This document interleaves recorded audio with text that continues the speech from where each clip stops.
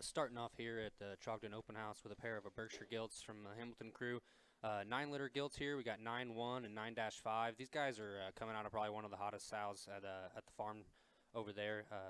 The Kickin' Rocks Blackout daughter, that litter mate to her would have been reserve grand overall at Kentucky State Fair in 21.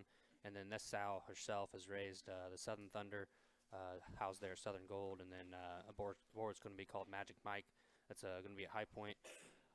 That'd be a mate to the reserve Berkshire Guild at LSU here in 2024, and then been a slew of other stuff that's hung some banners here the last couple years, and some sows that originated up or that went up to the Ruggles crew in Michigan that have done real well at MLE. Real pair of gilts we think that can have a lot of fun later in the summer.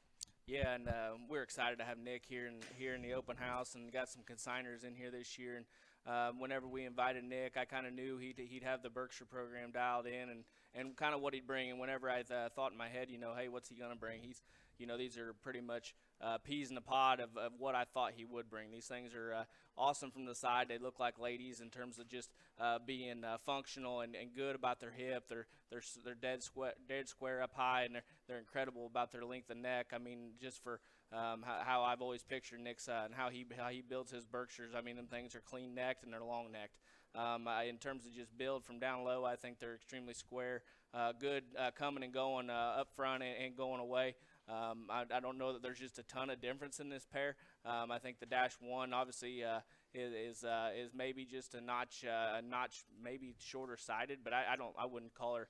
I wouldn't say that there's just a ton of difference in these two. They're peas in a pod, and I think a very, very good representation of what that sow's done and what she can produce. That's 9-5 and 9-1 Berk Gilts.